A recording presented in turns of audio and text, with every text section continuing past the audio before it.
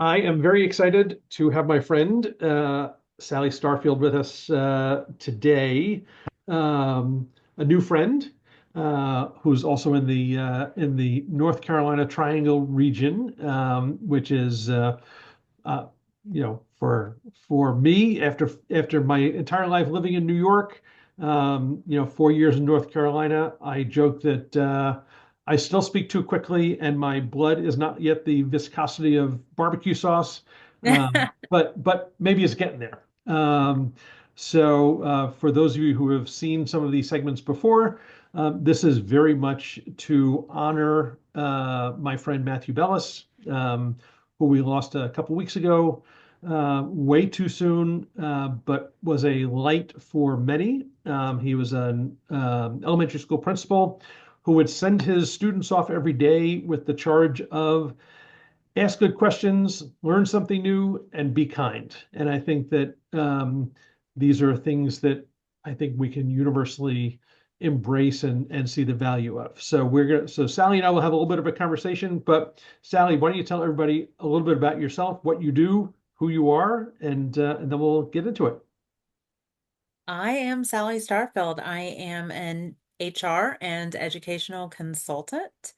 I started my career as an English teacher in high school and middle school, and then became a facilitative leader and leader literacy coach for teachers and school administrators I worked at the district level here in Durham, North Carolina, and then I became an assistant principal and principal.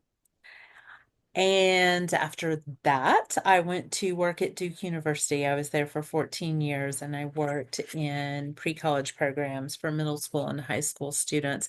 And primarily there, I worked with setting curriculum and academics, but that meant that I worked with staff and hiring staff and training staff, and doing employee relations. So I got my senior professional HR certification and really dove into the people operations world. And I sit on the Triangle Society for Human Resource Management board, and really enjoy that work. And I do a lot of corporate facilitation, learning and development seminars, and also doing HR audits for businesses that ask me to. I find that they don't like that word audit. It makes me sound like the tax person. And HR wellness exams to see where companies' red, yellow, and green light Hmm. areas are in people operations with compliance and just capacity for their businesses and for their employees. So I have led small teams, I have led very large teams, and I think the best lessons I've learned have been having conversations with seventh and eighth graders, because they're not putting on the dog, as my dad would say. They don't have a lot of filters. They're going to tell you their truth, even if they're lying. You probably can figure out why they might be lying, for their own protection, thinking they're going to get in trouble. But just forging those relationships with middle school kids has really been the um, one of the highlights of my career, and definitely one of the fundamental pillars to help me communicate with the rest of the world. Yeah, well, and I will tell you, as the son of public school educators, my dad, who was a school principal, elementary, would always talk about the most difficult job in education is being a middle school educator or administrator because, right, sixth, seventh, eighth grade, like there is just it's just chaos, right? It's like the hormones are flying, flowing, right? Whatever, So now I'm going to be nervous about my grammar because Sally Yeah. is a former English teacher, as was my mother. But yeah, the middle school is just a hot mess. Yeah. So, well, in that spirit, we'll sort of we'll see where this goes. Um, my friend Matthew was loved kids, and was terrific with them, and always looked for the bright side. So in that spirit, in terms of asking questions, what is a good question that you either ask or you have been asked? Mm. What do you need?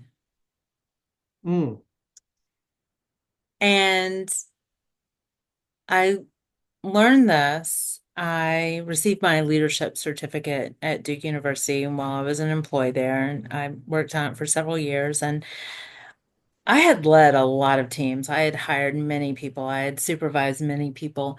And I had an employee who I had recruited from another state. And I knew that she had the technical skills to be successful on our team. And I was just at a loss when she started crying at work for different things that seemed, you know, in my subjectively to me, it seemed like small things. And so I did what we often did in the school system as administrators. If someone was having a hard day, we just didn't want that to affect the kids or whatever. And we'd say, you know what, I'm going to get a substitute. I'm going to just send them home and just say, hey, just go ahead and take the rest of the day.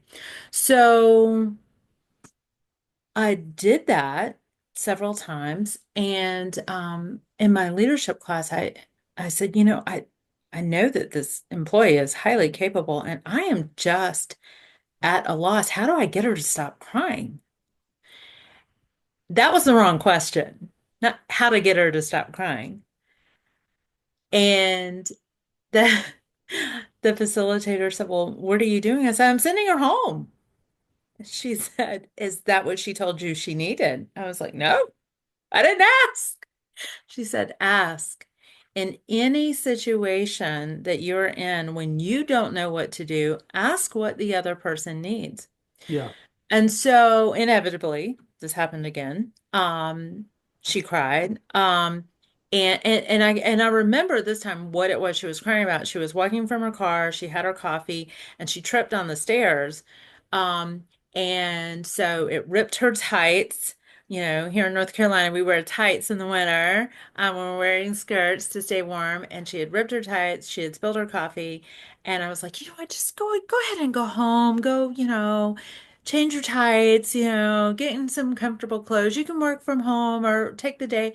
And she said, and she looked at me and said, why do you keep sending me home? I have relocated my whole life from another Mm. state. I don't know anybody here. Everybody I know is in this building. And when I'm having a bad day, I want to be around people I know. And I said, what do you need right now? And she said, I need another cup of coffee. And I think I need a hug. Well, I can do both. We had a coffee Yeah. shop across the street. We had coffee on every floor. And so in that moment, she gave me grace to say, you know what? You're not helping me. And if you ask me what I need, I'll tell you. And and I'll tell you, I have done that in my marriage. What do you need right now? Instead of me telling somebody what they need or me prescribing what the remedy is, I I have used this in so many scenarios, and I'm just so grateful for that lesson.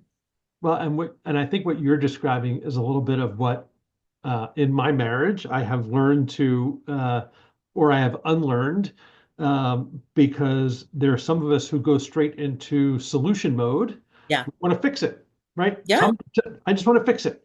And listen, I'm a coach and consultant and Mhm. a husband and a father, and right, and it's like, right, I wasn't conditioned to say, what do you need? It was like, let me just Yeah. fix it, right? So your example of sending somebody home, Mhm. right? And for full disclosure, Sally and I, before this, we're talking about unconscious bias, right? That's the unconscious bias. Well, I'm going to send somebody home because that'll help. Yeah. And we don't think about, like, maybe the home situation Hmm. is is the cause or contributing Mhm. factor, or so we need to, right? So asking the question, right, in an open-ended way, in a way that, people have some feel like they have some psychological safety where they can actually talk about it in a fulsome way, is I think an important thing to remember. Yeah. So that is sort of our triumvirate, the ask piece. Now the learn piece. What is something maybe you have learned, something new that you have learned recently, or maybe something you would still like to learn? Mm. Okay, so I am naturally more of a transactional person than relational. Hmm. Um, I my work requires me to be very relational, and it's something that I work on a lot. So my first answer is Canva. I want to learn Canva, which is a very transactional answer, right? I've been learning it. I purchased the Canva Wizard Bible, so I could do the lessons and get better at graphics and make my own content um, but I feel like at this stage in my career, in my life, and my personal spiritual journey, I need more of a relational answer. And that's where I am, like really seeking growth at this point. One thing I have learned is that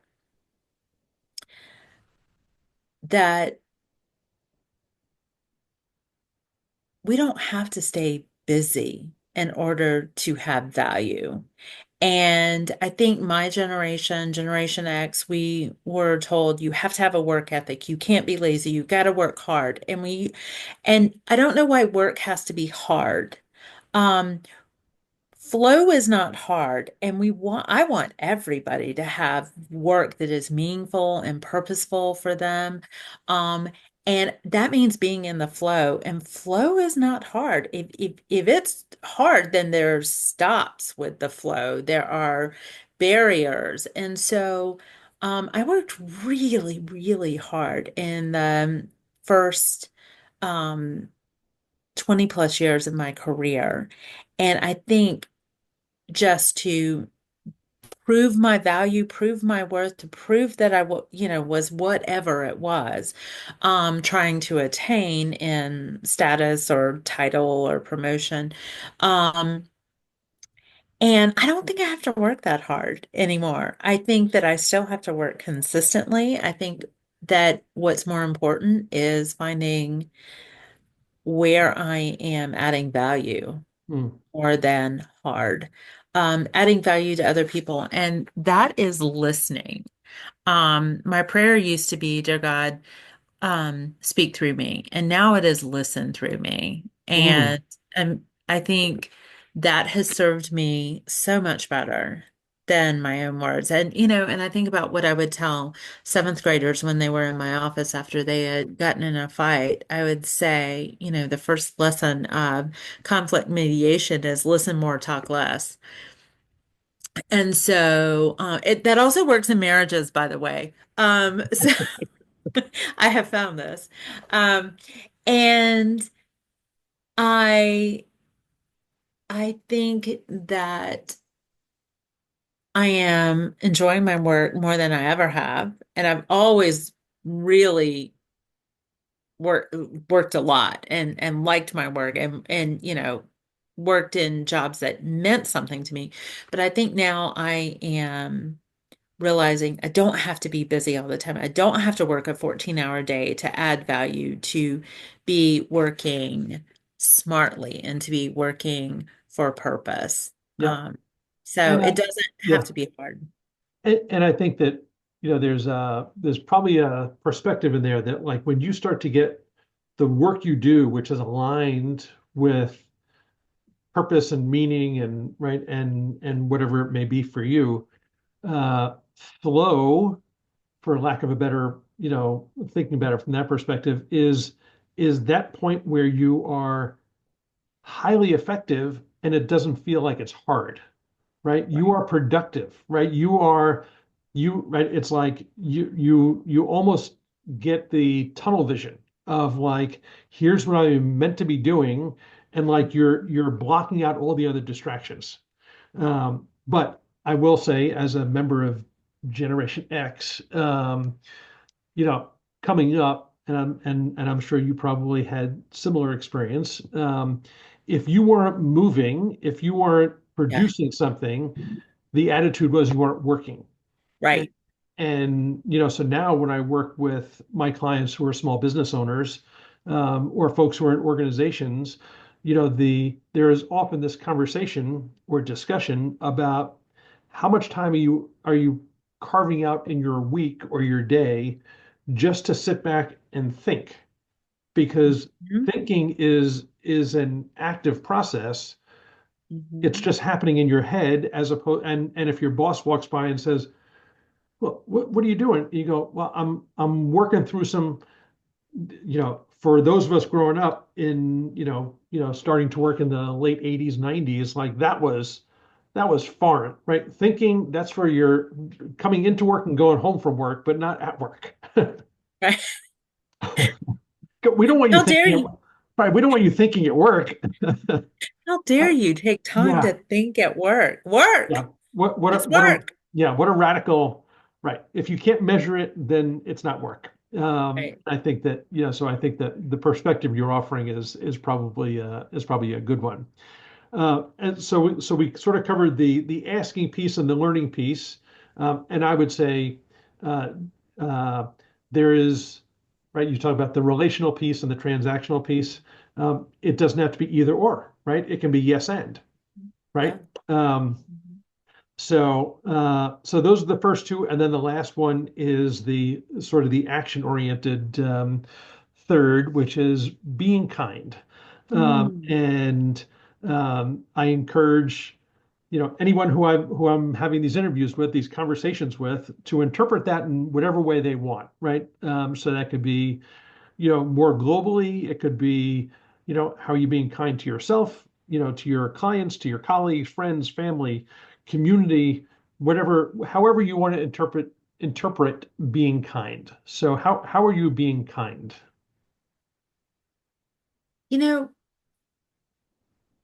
I just being the good school teacher that I was taught to be, I was looking at your lesson plan for your questions, uh, and I thought, I don't need to write anything out. I don't need to, it'll come organically, and Michael's easy to talk to, and so things will come up, and so I didn't plan the other answers, but this one, the I don't know that it really answers the kindness, but it is the example that came back to me over and over and over and over.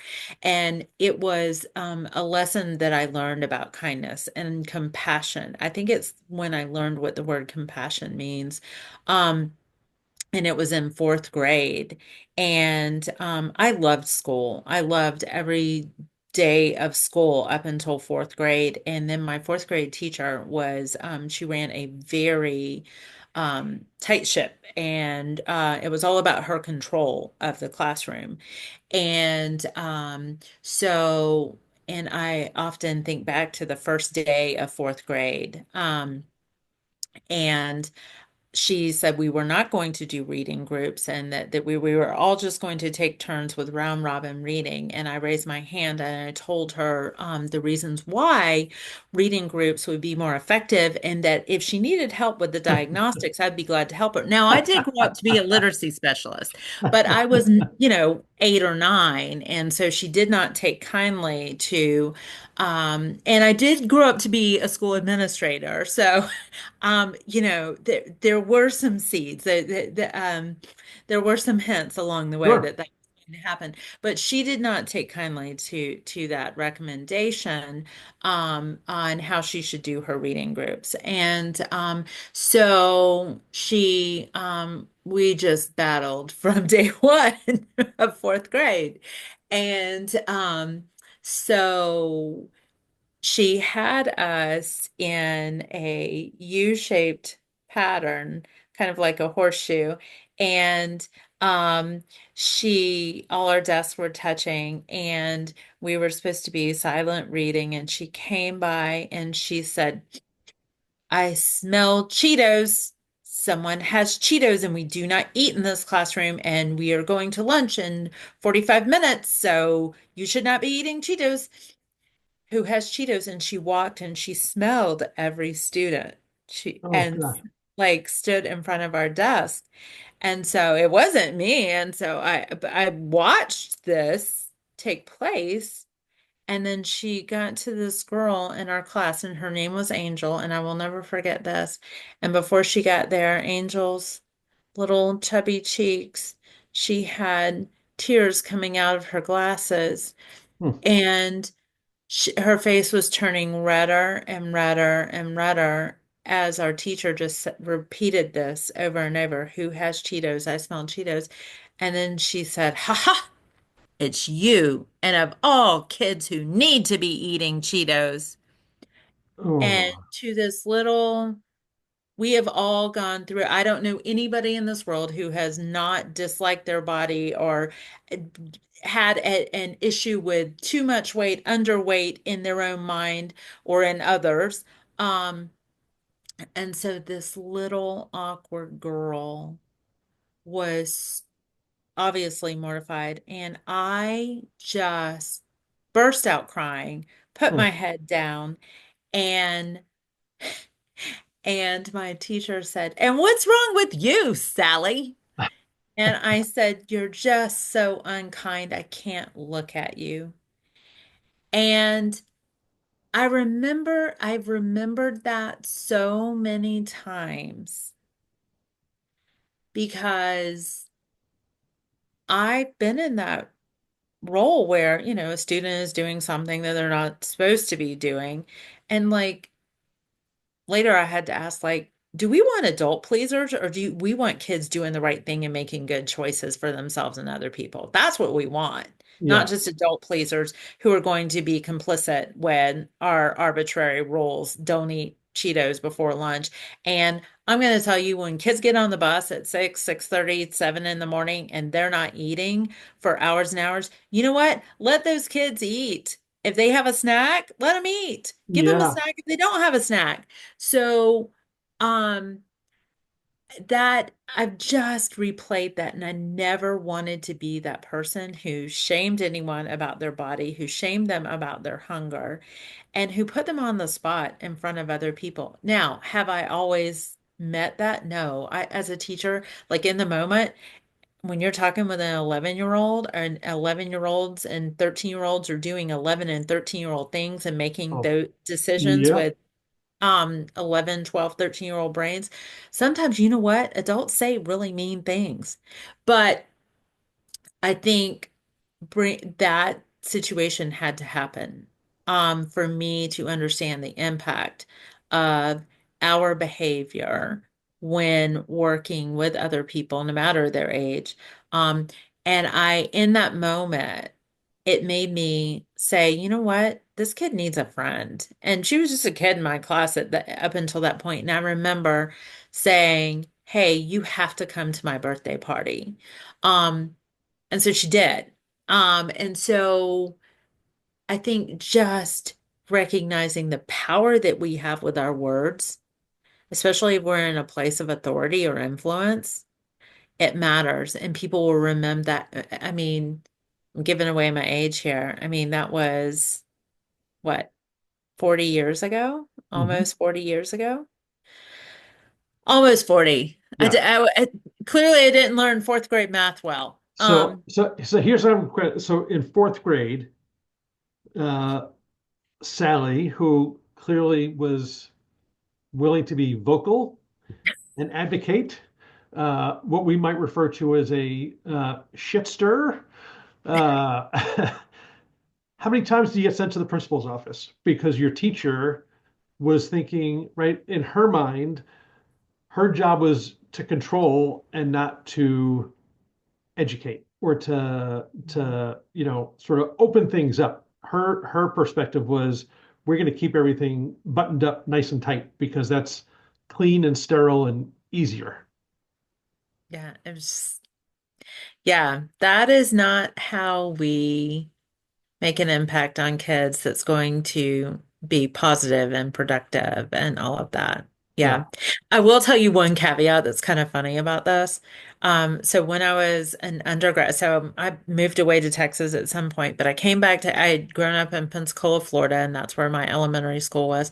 I went back to I went to Florida State for undergrad. And so one of my jobs was I drove little old ladies around who lived in this retirement village, and I would, if they had a car, and I would drive their car, or, I'd drive my car. So I had this little passel of these sweet old ladies, and I'd drive them around.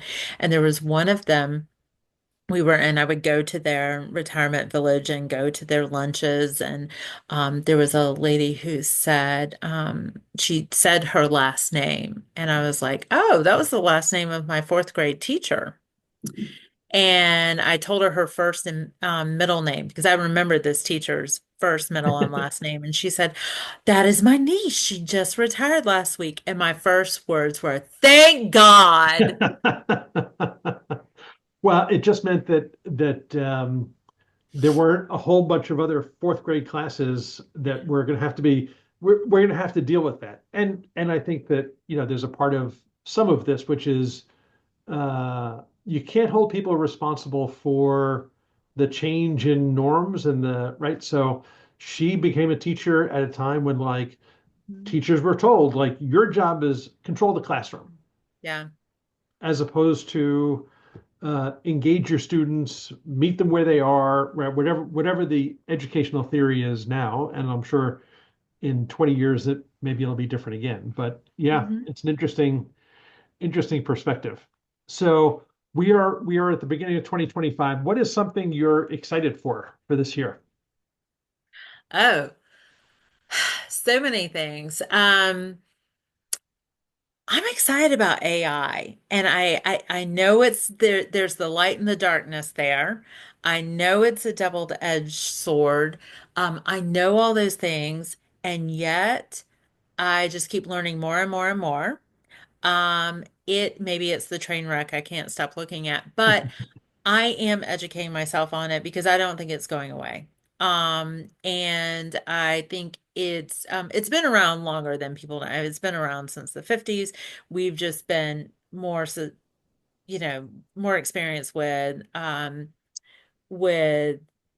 predictive AI than generative AI. And now, so I'm just learning all I can about it. And one of the things that I really like to do is to use it for presentations, for slide decks, and to use it, but understand it through a DEI lens and make sure that we are including diversity, equity, and belonging. If we're letting it create our slide decks and we say we need a physician, is it giving us a white male? Being aware of that. Yeah, Um, so I'm really excited about AI and where it's going and about our ethical use of it and where it can help us with processes. So, like AI and HR, we can if we are creating an organizational chart and we are creating salary bands and all of that, if we're doing that for an organization of even 50 people, that can take a team of really skilled people a lot of hours, dozens of hours. You can get AI to help you with that. Now, you need really skilled people to check its work, yep, but there are so many things that it opens up for us. And it's a quality control. We have to be quality control for it, but it can help us with our own quality yeah. outputs. Well, there's a trust but verify Yes. element to it, right? Yes. There was an article I saw recently about um, up until not so long ago, like within maybe the last 10 years, Major League Baseball was doing their scheduling by hand, right? There was a couple, they were scheduling all 30 teams, 32 teams, I guess now, by hand, right? Which is like, where you go, right, that Chat GPT or some other AI platform, Hmm. like you're gonna feed it all in and you're gonna tell them what you want, and it's gonna like 12 seconds later, Yeah. it's gonna pop out the results, and then you can kind of adjust it for what you want. But like, yeah, I mean, AI is a double-edged sword, right? You Mhm. can let it run, and it could have some deleterious effects, Oh, but yeah. but if you can harness it, right, Mhm. it is not necessarily all for the worst. So, Yeah. Sally, I want to thank you. This has been a real pleasure. I don't think I've had one of these conversations where something new or interesting or different or some perspective that hasn't come out, which has been I found enlightening, and I hopefully other people will as well. Bringing the educational perspective, I think, to things is also helpful. And I will tell you, my friend Matthew would have probably appreciated a lot of what you're talking about from what happens within the four walls of a school building, and that is not easy work. And I think that teachers should get a little bit, there should be maybe a little bit more acknowledgement that educating kids is right? There's a vital element to it. It is not easy. But at the same time, it doesn't have to be hard work, right? It doesn't mean it's going to be easy, but it doesn't have to be hard. Yeah. So if there are any teachers out there, if your kids want reading groups, give them reading groups. Don't make don't make them read individually. So thank you. And if people want to find you, LinkedIn, is that probably the best place to Yes. find you? Sally Starfield with two R's. Excellent. There we go. Thank you. Thanks, Michael. Thanks for honoring your friend in this really special way. I appreciate it. Thanks.